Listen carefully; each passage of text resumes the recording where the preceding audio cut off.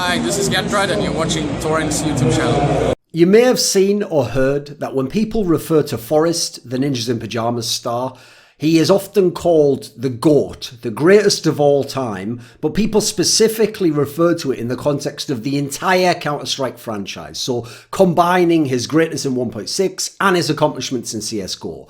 The logic basically being that since the other G.O.A.T candidates in 1.6 didn't transition over and become truly elite players in CSGO, as f0rest was at the beginning of CSGO, then since he was still very good in CSGO at times, if you aggregate his performance across the two games, his overall level, his average would be higher than any other player who played either Source in CSGO or 1.6 in CSGO, and therefore, in terms of Counter-Strike as an entire franchise, he's the GOAT, he's the greatest of all time. In case you're wondering why the Source players kind of don't get consideration there, admittedly, Source didn't have as expansive a scene, as many players, as much infrastructure. Even its like majors in Source were smaller events. They weren't massive ones. The LAN scene was much, much smaller. And so it didn't really have the scope, really, to be a game that could challenge what 1.6 was in terms of that. So as a result, all the people who were the greats in CSGO, if they were a Source player, they're shit out of luck in this category. So it's worth pointing out. But yeah, okay, in line with this, you look at the other people who would be in line to be the greatest of all time in CSGO. Funnily enough, f0rest isn't in this list, but you think of like Get.Right from the beginning, you had Shocks. Bearing in mind he's had different peaks in his career, he's got to be in the mix there. Olaf Meister, strong candidate for most people. I probably would have picked him up until a couple of years ago.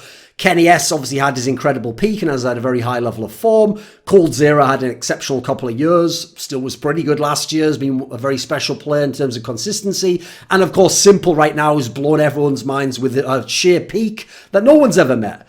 So here's the thing, the first part of the logic I sort of get, the idea that if you look at the other GOAT candidates in 1.6, so realistically, I mean, I wrote a very long in-depth article on this topic, that'll be in the description.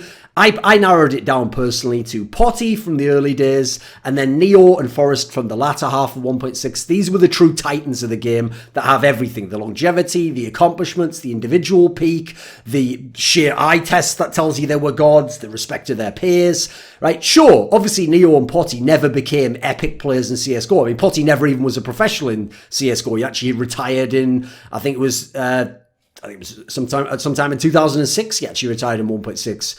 Then obviously Neo, you can make an argument in 2015 around like the summer into the autumn. He had a period where he was pretty good. He was one of the better players in Virtus.pro at the time. Was never even the clear best player in Virtus.pro, never the best Polish player, never close to the best player in CSGO. So okay, that part checks out. The first part of the logic checks out.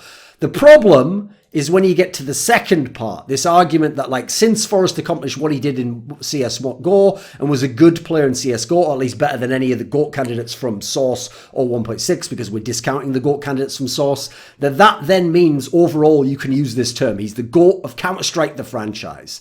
Now my problem with that is it'd be a lot more interesting an argument if it was kind of the consensus that he was the GOAT of 1.6. I'd at least understand why there'd be an impetus to look who the GOAT might be of this franchise, because we never had this thing before. Who's the GOAT of the franchise? So we have the GOAT of CS 1.6, we have the GOAT of CSGO, we have the GOAT of Source. These ones make sense. Who's the greatest player in that game? The reason why this one's weird is because I think a lot of people take when I say he's a GOAT candidate in 1.6 and go, right, well, since I like him, I can just say he was the GOAT of 1.6. So we've got that nailed down. He was the GOAT there. And so if he was a GOAT here and he's been very good in CSGO, no one else has. So isn't he kind of the best? The problem with that is, personally, I don't think f0rest was the GOAT of 1.6. I've never had him as the GOAT of 1.6.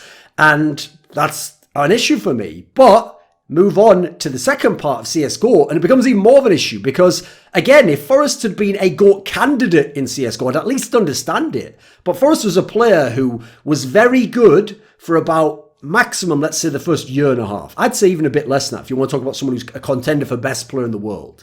And during that time, he wasn't even the best player on NIP. Ninjas in Pyjamas. The best player at the time was Get.Right. He's the one who won the MVPs. He's the one who had the better stats. He's the one who the eye test told you was the best player in the team. He's the one actually who, if you go back into the end of 1.6, was really carrying the load, doing the hard yards for f0rest at the end of 1.6. f0rest was a godlike player from like 2006 to 2009. But you go like 2010 to the part in 2012, almost near the middle, where they stopped playing 1.6, actually G.O.A.T was the better player over that stretch of time than f0rest was over the last 2.5 years. So f0rest is a greater player overall in 1.6 than G.O.A.T, but actually G.O.A.T has now got a sustained, we're talking like a nice 4 or 5 years where he's not literally carrying f0rest, like f0rest is still a very good player, but he is the main star player of the team f0rest is in. Now that's a problem because you're talking about f0rest as the greatest player of all time, all versions of Counter-Strike, but you can see that there was a significant portion of his career he wasn't even the best player in his team. Now that's an issue for me because he had some pretty whack years in CSGO, actually. You go and look at his stats on LAN from 2014 onwards, I'll even say. So 2014, NIP was still at one point in time the number one team of the year. G.O.A.T ended up winning the HLTV top 20. He was the number one player of the year. He had amazing stats. They still won tournaments. They won a major. f0rest already in 2014 was dropping off big time. 2015, 2016, 2017, 2018, the numbers are going down way, way lower than a star player. Like, it's getting to almost alarming stats at this point in time. If you're someone who puts faith in stats, and most people I've seen in the CSGO scene practically worship stats. Stats are the star that they follow in the direction of. For me, a stat is more like it suggests something, and then you go and look into it and you see what you make of that. The stat itself can't actually tell you anything. It can only hint at something. Like that great quote, right? Stats are like a bikini. What they conceal, what they reveal is tantalizing,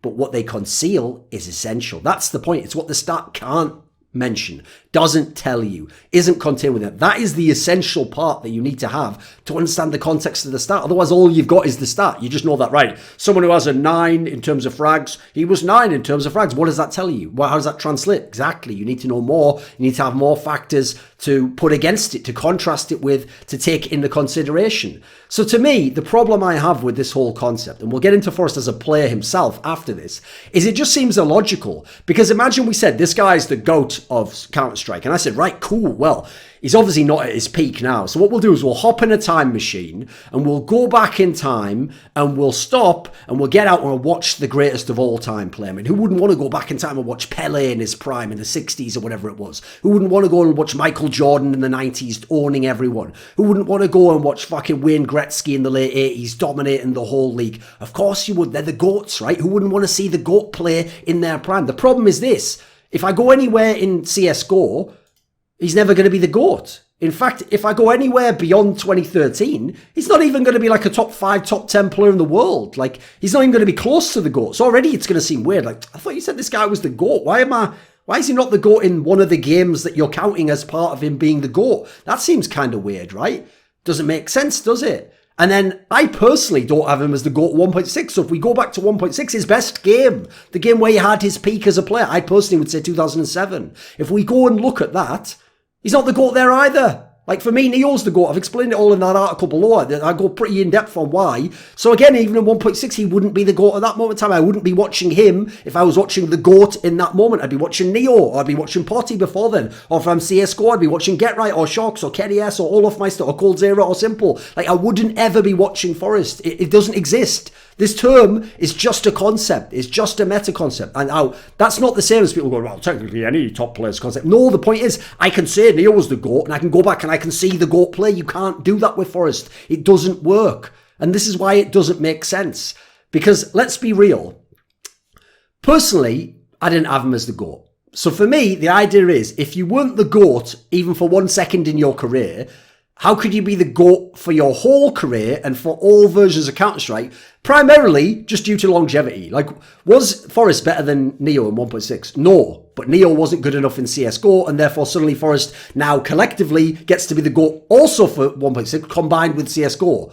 Does that really work? I don't really know if that does. I mean, the amount of years and the number of different games you've dominated in seem like kind of a bit whack criteria to pick who the GOAT is. Like, again, if you can't look at them in the game and the eye test and all the other factors show you they're the GOAT, are they the GOAT? I mean, haven't you really just sort of created an award only f0rest almost qualifies for, and then had him win the award practically by default? But then, as I said, when you attempt to put any kind of tangible, meaningful context around it or apply it to a moment, it can't be pinned down. It's this elusive, ephemeral concept of a GOAT that can never be nailed down in a way that, as I showed you, in all those sports and all those other versions of Counter-Strike, you could nail someone down as the best. You could go there, you could watch them, you could say, this is the moment when he's in his prime. This is when this is the greatest player ever. You can't do that with f0rest. That's kind of a silly aspect because it shows what a made-up concept is, the GOAT of the franchise. Because there is no Counter-Strike franchise. Now, there is... But this is the point. Listen to the context. There is a Counter-Strike franchise if I'm talking about games that exist and these games follow in a lineage and from the same overall developer and they have similar themes, yeah. But in the context of being the greatest of all time at something, it can't then just be all these things. Like, put it this way. So if I took someone who was like, let's say there was a GOAT candidate in chess, and this guy is like the third in most people's GOAT discussions. So I don't know who that would be at this point in time. I'm going to guess like Bobby Fischer or something, you know. If I then said, well, look, he also was really good. I'll make up an example. I don't know Bobby Fischer's like. Let's say he was also like, one point in time, 20th in the world in backgammon. Now, there's no point me going, look, if I make up and then I get a term for like backgammon, chess, both board games, both classic games, both games Europeans have studied for many years, that makes Bobby Fischer the overall GOAT of these type of board games. First of all, it's fairly meaningless. It doesn't really tell you fuck all. It's like I've gone out of my way to give Bobby Fischer that by just picking something else he was good in and then picking something that the other GOAT candidate in chess didn't do because he was just playing chess. So it's already a bit of a whack argument then. And you can't play Counter-Strike. Yeah, you can play each game separately. You can't play it as a franchise. Therefore, he's not the GOAT of any actual game. He's somehow some weird aggregate average GOAT over two games due to very weird, very specific context, which he just narrowly fits in, but no one else quite fits in because we're spanning like 20 years and different versions of games and people on different teams. And again, completely different contexts of when you're competing, right?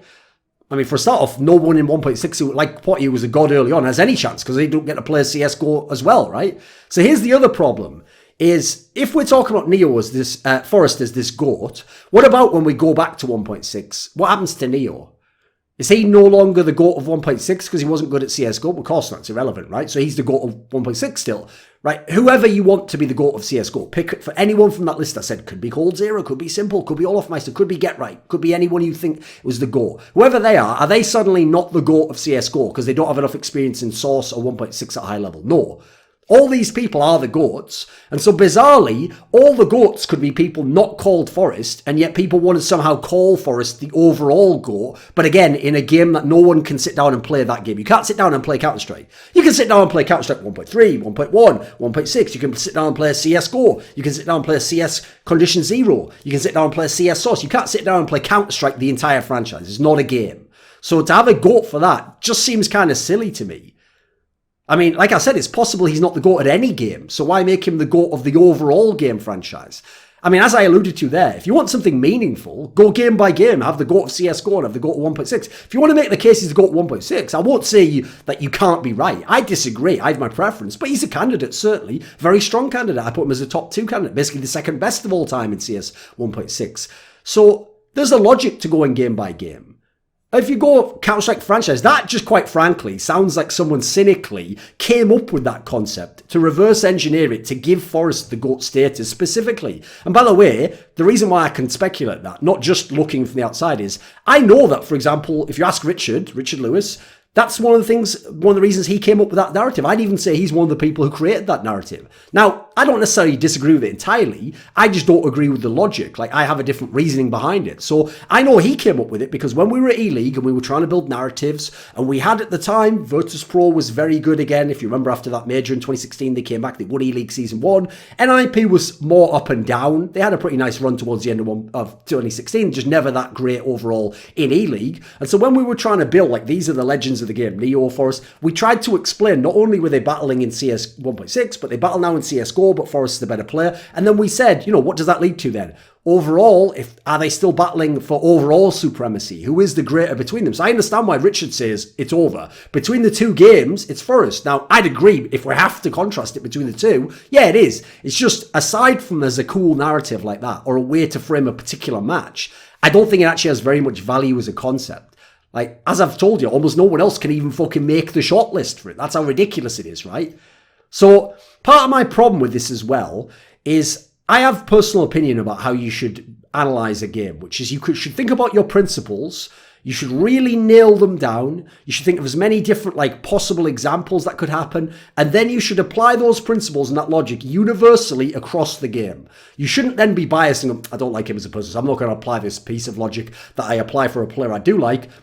A player I do like's doing badly. Right, well, I won't apply a piece of logic to him that I would apply to someone I don't like, and therefore I would criticize the other guy harshly, but I'll let this guy off. No, that's bullshit. You don't find the player first and then decide what your criteria is and how you're going to judge him. You decide before you get to the player. That way you eliminate personal bias. Obviously, it's going to be biased towards your preferences and your logic and your criteria, but you eliminate your feelings towards the player or about the player. Now, the reason why I bring this up is because the argument that is being used for f0rest to be the greatest of all time over the Counter-Strike franchise, if applied to CSGO, would logically make Device the greatest player of all time in CSGO. And I purposely picked Device there because people might know Device is one of my favourite players. He has been a player I have admired for many, many years. He's a player I would like to see become the #1 player in the world or of all time. That would obviously be very satisfying to me, right? I mean, I don't personally have anything against f0rest. I think he was a fantastic Series 1.6 player. I've watched hundreds and thousands of hours more of his games and enjoyed them all, more than the people who would claim to be f0rest fans watching this video. But people will naturally think, because it sounds like I am downplaying f0rest's career, because other people have exaggerated it so much, that I somehow dislike f0rest and I'm applying it to him unfairly, and I'm biased towards someone like Device. What I'm telling you here is I don't agree that Device is the greatest of all time in CSGO, because it's the same logic as f0rest. The logic would be, well, he was still like a rising good player in 2014, starting to become very good in the latter half of the year. 2015, he was one of the best players in the world. 2016, he was a top 5 player in the world. 2017, he was a top 3, top 4 player in the world. 2018, top 3, top 4 player in the world. Probably top 2 in that particular scenario, top 3. In this kind of a world, who else can match that level of excellence? Nobody. Like, Guardian's been in more top 20s for HLTV.org, but first of all, that's HLTV.org, and that's obviously a totally separate thing. Like, just creeping into a top 20 is not really that relevant in this discussion when you're aggregating it. Actually, Device would have, by that logic, a better level of excellence, sustained longevity of excellence at the elite level, higher than coldzera, Get Right, f0rest, Kenny S, Shocks, anyone in CSGO as a game. So he should be the GOAT of CSGO. So if you're cool calling f0rest the GOAT of the Counter-Strike franchise, go ahead and be fair and call Device the GOAT of the CSGO game. I personally wouldn't, which is why I bring it up. And I also picked that example as a second bonus reason, because most people who are fans of f0rest like aggressive, aim-related play, where you're kind of a playmaker and you take risks, but if they pay off, you look incredible. Obviously, pretty much the antithesis of Device's game. Most people I see who are fans of f0rest would call Device a boring player, or say he just plays by the numbers, or he's a KDA player, or he just goes for exit kills, or he plays too safe, or he's just too boring with the eye test. I totally get why they might say those things, but my point is the logic should apply to both, and so you have to give the devil his due. If you want f0rest to be the GOAT of the CS franchise, Device is the GOAT of CSGO the game. Again, I don't agree with either personally. Now, why is it that f0rest is even being pushed into this conversation, aside from the E-League anecdote I gave you earlier? Well, first of all, there are very few legacy players that remain in CSGO from other games that were very good in other games and are at all good or competent now. Yeah, there was some came over, Get Right, f0rest, Neo at one point in time, Markelov early on, Dossier early on. Like, these were some pretty good players, some of them very good at 1.6, and then very good early on in CSGO. But largely, they've all fallen away. Like, largely, they don't exist now. Like, even someone like f0rest, who had a nice little spike in 2016, he's not the player he was in 1.6, where he was a legit star player. He's more of a role player, more of a specialist in CSGO. So, Yes, f0rest in that respect is very unique, very special even, because even though he's nowhere near to a star player now, you still sometimes see it. Like, you know what, sometimes f0rest, he'll have a half or a map, or very rarely he'll have a whole tournament where he seems to regain some form. And even if he's not at the peak of his old days, still, for the modern day, he can be at a spectacular level for a half, a really good level for a game, maybe even pretty good stats for a whole tournament. It's less likely, but it does happen sometimes. So my opinion is people just are such fans of his, they ignore when he doesn't do that. When he has all the bad games, the average games, the underwhelming games, they go, right, time to apply all my excuses. Well, he's old and his prime was years ago and it's amazing. He's even competing at this age. And you know what? For his age, he's the best player in the world. You know, all this sort of shit as an excuse to not address who he is every day of the week. Then when he has the big moment, they go, right, yes. And they want the story to continue. They want to pick up the thread of this is one of the greatest players ever and he's adding another chapter to his legacy. They want to be like, wow, look how good he is at this age, so long after his prime, playing against a new generation. The problem is, it's unrealistic and implausible to present him as some superstar player. He isn't. He hasn't been a superstar player literally since 2013. So you have to literally go back like 5 years, half a decade till this guy was a superstar player in CSGO.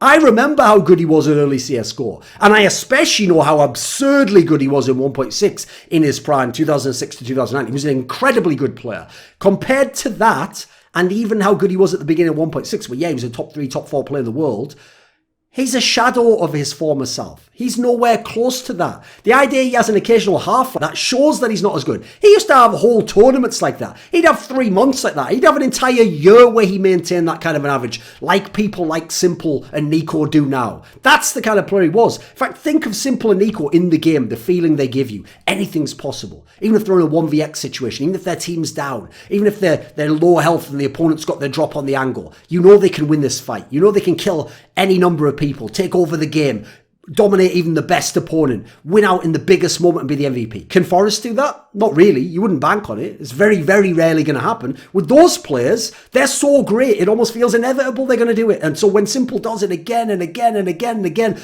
in your mind, you can't even comprehend it. That's the level someone like f0rest was at. So who is f0rest as a CSGO player the last few years? Because this is an important discussion to have. People don't want to have this discussion. It's an uncomfortable truth.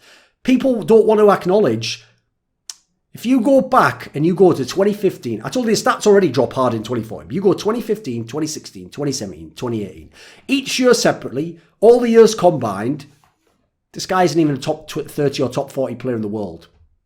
His stats are pretty whack. I mean, he's getting stats that are like 1.10 rating and below. We're having years of 1.08. This is nowhere close to superstar numbers. I mean, I don't worship stats, as I'll mention in a second, but most people do, and most people think stats are a big indicator. Then go and look. This is a reason why I find this really disingenuous, because you'll find as a trend, I have a principle, which is when you overrate one player and you give him too much credit, that credit, it's a zero-sum game. There can only be so much credit for winning a match, for carrying a match, for being among the best. There are only so many spots in the top 10 in the world. In the best player on a team, there can only be 1 or 2. So as a result, when you take credit that's undeserved and give it to someone, you took it from someone else. And why is it fair to take credit from that person just because you really like the other guy? So when you take credit and give it to f0rest and say, well, even if he isn't a top player anymore, you know what? Ever since NIP fell off, he's been the only real star player in that team. Go look up the year stats. Go on to HLTV.org for f0rest, put LAN events, look at his overall rating for the year, pick 2014. Then look what the number is for 2015. Then look what the number is for 2016. Now go and do the same thing for G.O.A.T, and you might be shocked, because the narrative for G.O.A.T is from 2015 on, he's been a washed up player. Most of the time he's been bad. He's been through big slumps in his career. Maybe Nip should even have considered cutting him. He's nowhere near one of the best Swedish players. He's nowhere near one of the best players in the world. You might be shocked when you see how similar his numbers are, 2015, 2016, 2017, compared to f0rest's for each of those years. The narrative doesn't hold at all. In fact, I'll give you another modern day example. So last year, one of the reasons why people like HLTV.org had all 5 Astralis players in their top 20 at the end of the year is because even Glaive, the in-game leader, forgetting what he does as an in-game leader, had really nice stats actually for in-game leader. Had really high stats, some heavy fragging done that year, just as an individual player. He had a higher rating last year. I think it was like 1.17 or something, Glaive did. 1.13 something. He had a higher rating for 2018 than f0rest has had in any year since 2013. Think about that for a moment. Would you call Glaive like a top 10 player in the world? Would you call him the best player? No, nowhere close. The context doesn't work at all. Now, yes, listen, we can have a discussion about the fact Glaive plays a different role. f0rest more of an entry player.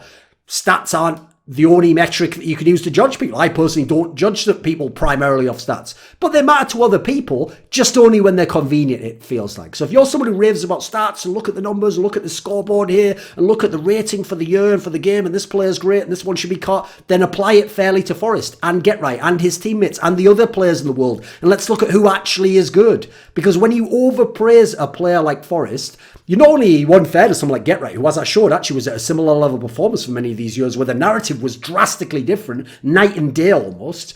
But you look, what about the people who are better than f0rest now, but don't have a legendary past? What, do they not deserve to be praised appropriately to how good they are now? What about the current elite players who have earned having a gap between them and an old elite player like f0rest who isn't close to it anymore and deserve to have that reference that, hey, you know, f0rest once upon a time was the best in the world and now look at this guy in CSGO, his level, years on, the game evolves. No, they don't get that. That gets robbed from them, at least to some degree, every time someone overrates f0rest. Every time someone blows it up, this myth that he's some genius god player in 2019 at the game in 2019 that we're playing, not in the past. We're not talking about legacy and what holds over from your tradition, because no one can take that away from him, but people are unfairly giving him due in 2019 mainly because they like him and they like what he accomplished in his career. What about his past self? You're taking credit from his past self by implying that this current 2019 f0rest is anywhere close to the 2013 f0rest or the 2009 f0rest or the 2007 f0rest or the 2006 f0rest.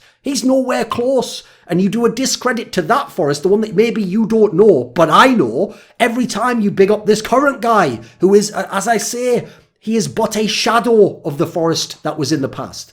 And what about future generations? What about new fans who only just came in 2018, who only started following the game in 2019, who are going to come in 2020 and 2021 and 2022, and they're going to hear your stories about how f0rest is the GOAT of the whole franchise, and, you know, he's like still one of the best players in the world. Look, can still go head to head with Nico and that. He can't. He can occasionally do it. He can do it like 1 out of 10 times or something. It's a myth. So what about those people who don't know any better? What, you're just going to gaslight them? You're just going to create a fake reality for them, all because you really like a guy and his personality and you like how great he used to be and you wish he was better. I wish he was better. I'd love it if f0rest could be one of the best players in the world. But I can't change reality. I mean, I could lie like some people out here and create a false narrative, but I try to stick to what I think is actually happening and apply my principles universally across the board. This video was supported by Dean Tanglis, Andreas Snazore Westerlund, James Harding, NateDOhDoubleG, OllieJ, Tobias Bernasconi, Travis Greb, Tristan Jones, Daniel Olivar, Jiangheng Lu, and special thanks, as always, goes out to Jerky's Minion, one of my OGs. Do you want to suggest a topic or a guest for my content? Maybe you want to ask me a question. I have a monthly AMA. Perhaps you want teasers for who the next guests are on my upcoming talk shows. Maybe you want to be part of my monthly discussion where my top patrons talk to me. Well, put your money where your mouth is and join the Scrilluminati today at the description box link for Patreon.